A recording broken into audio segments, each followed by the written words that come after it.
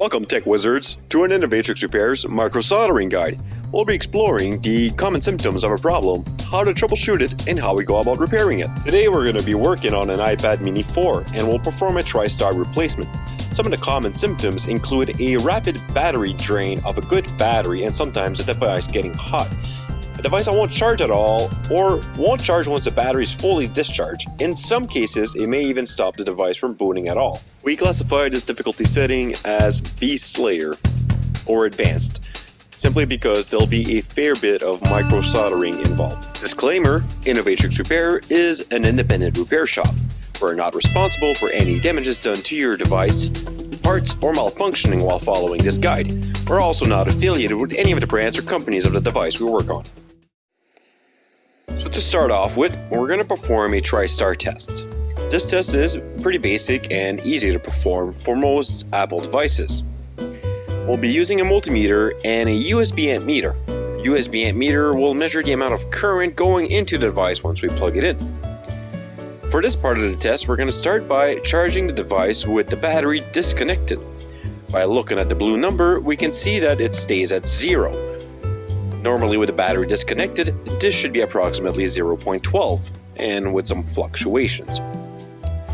We also move the charge port just a little bit just to see sometimes the flex cable might have some damage and it hasn't affected anything when we did that. To continue, we're going to take a measurement of this battery. By measuring the battery, we can see that it's practically at 0 volts.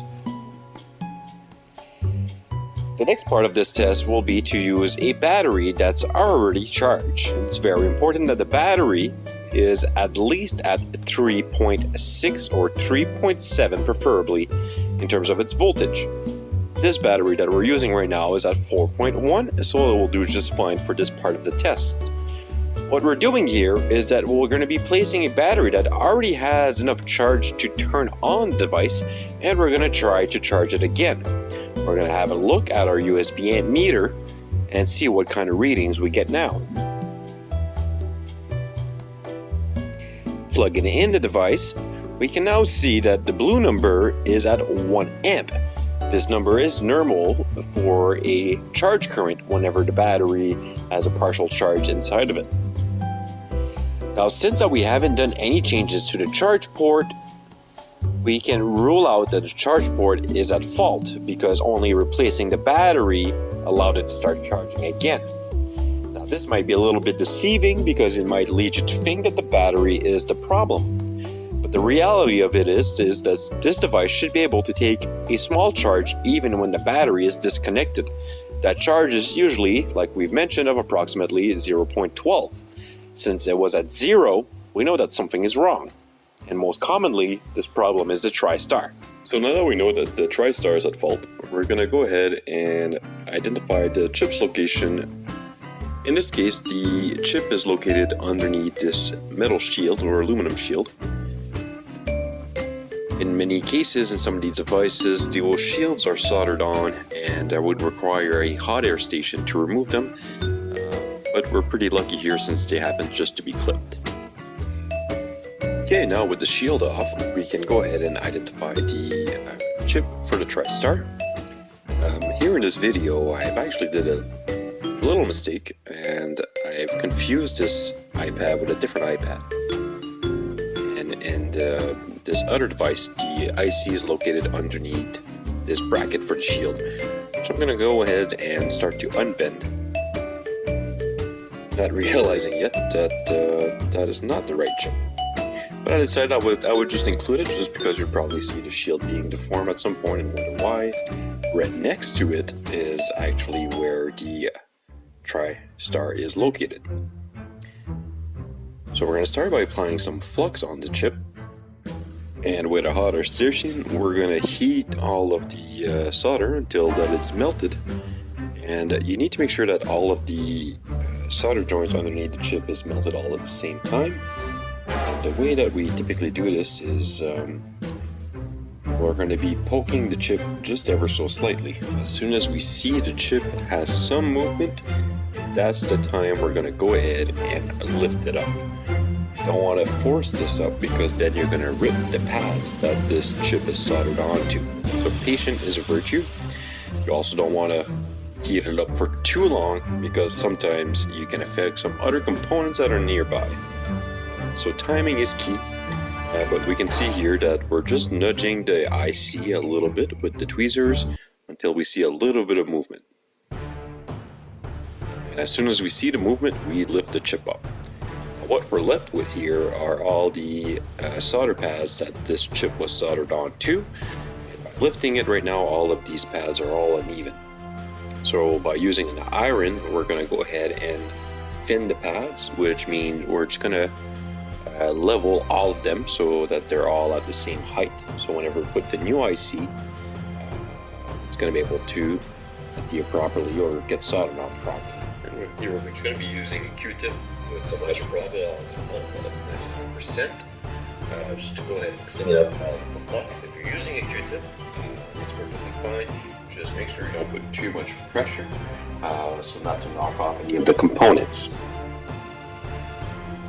Just a gentle pressure until everything seems to be clean, and with some canned air you can blow off the rest of the flux that might be left so you can see and make sure that all your pads are nice and even. For this part we're going to be reballing this new Tristar chip. So if you have a Tristar that you want to replace, I strongly suggest that you reball it even if it is already reballed whenever you get it. Quite often I've noticed that the solder that comes with the chip does not seem to have really good surface tension whenever you're melting it, and that can cause you some issues further along the line. So to reball it, we're just going to find the proper stencil.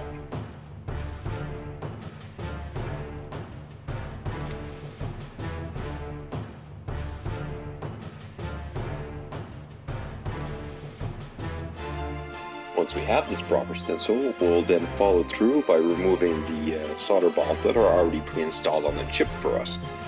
We'll do this simply by adding some flux to the chip, and with the soldering iron we'll go ahead and just thin the pads again, a little bit like we were doing it on the motherboard. So just a little bit of solder on the iron, we're just going to go through and flatten out all of these solder balls. We'll then proceed with cleaning the flux. It's very important that you don't have any flux left on it, since it will give you some issues with the solder base afterwards.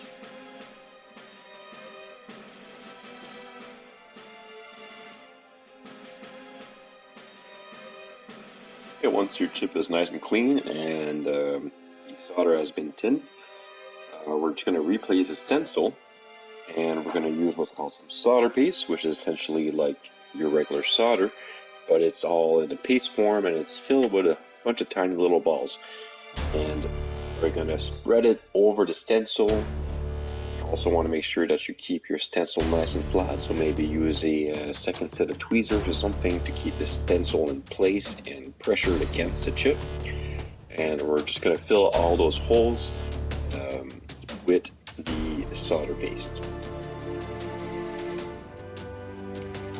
Once you've done that, just make sure to clean off any of the left off solder from the top of the stencil. Use your hot air station to melt the solder piece, and it's going to form a whole bunch of solder balls. This is why this is called reballing. Take your time, and I recommend that you don't point your air directly at the holes. Just heat all around it nice and slowly so that the solder balls don't end up popping top of the stencil instead of sticking to the chip itself. Okay, for the next part, now that the solder is onto the chip, we're just going to remelt them or reflow them just so they take their proper position, and we're going to clean all the excess flux and any excess, sometimes you might have some little solder balls that are left or anything like that, so you just want to make sure that everything is nice and proper.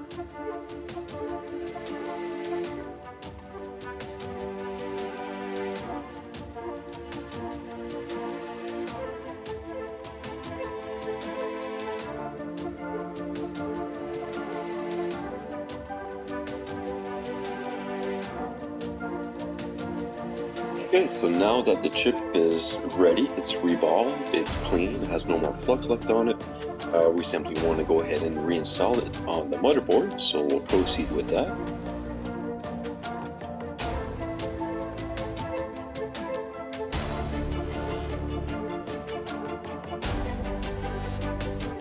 So before placing the chip, make sure that you apply some flux on the pads that are on the motherboard, and go ahead and place the chip down. You're going to want to go ahead and try to line up this chip as best as possible. And this can be a little bit difficult. It does not need to be 100% perfect because surface tension is going to take care of the rest. But you do want to try to position as best as possible. Also keep in mind the orientation of the chip. If you take a look at the top right at this time, there is a little circle. This is usually to refer the A1 pad. If you're looking at a schematic, that usually is going to be the pointer you're going to use to know how to orient your chip. So make sure that you're always putting the chip back in the same orientation than it was before. You could probably just take a picture if ever you're doing a replacement and you don't have a schematic, just to make sure you don't forget. Once the chip is in place and you're pretty happy with the arrangement of it, just go ahead again with your hot air station and you're going to apply the heat on it until the solder starts to melt. Nice thing about this is that the surface tension is going to bring the chip to where it needs to be. So even if it's a little bit off, it's not the end of the world. It's gonna shift a little bit, and that's also when you know that your solder is melted. Once you think you've reached this point, I suggest to go ahead and apply some heat to it again and just give it a tiny little shove with maybe a tweezer or an X-Acto knife or something, very small shove, just to see it get pushed forward and right back into position. That's when you know that you've properly soldered the chip and in its correct position. Once you're satisfied with your chip placement, we're simply going to go ahead and clean off the flux residue. It's nice to do it while the board is hot and the flux is hot. It's much easier to take it off. If you wait too long, it's going to dry out and it's going to be very difficult.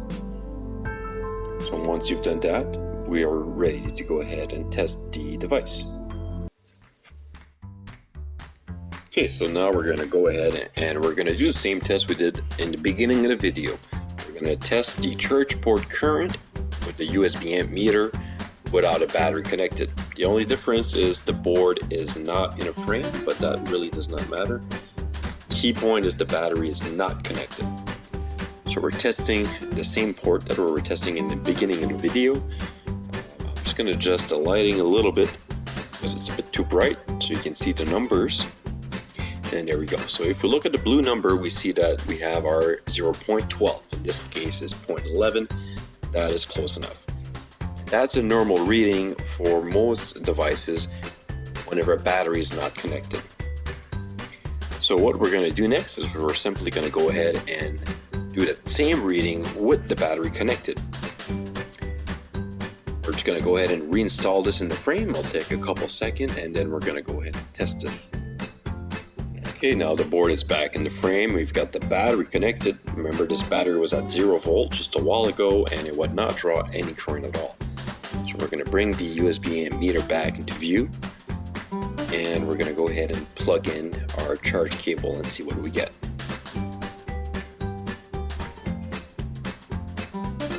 And it's a bit hard to see right now, but we've got approximately, oh, there it is, we have 1 amp of current. This is exactly what we're looking for. This is the amount of current we were getting initially whenever we ended up charging with a good battery. So once again, quite often a Tristar failure, whenever we want to test it, we're going to start by testing the charge port without any battery connected. There's no current. That's usually an indication that something is wrong. It's maybe a charge port, or it may be a Tristar failure. If we plug in a charge battery and it starts charging normally, that rules out that the charge port is at fault, and quite often is a Tristar. So here we just plug the screen again, just to show you the Apple logo coming on. Right now we have a bit of a low charge, but it's still charging. It's at 0.45, and that's kind of normal because the battery was very dead and now the device is trying to power the screen on. So it'll take a little bit before the battery starts to charge with that 1 amp current while the screen is connected.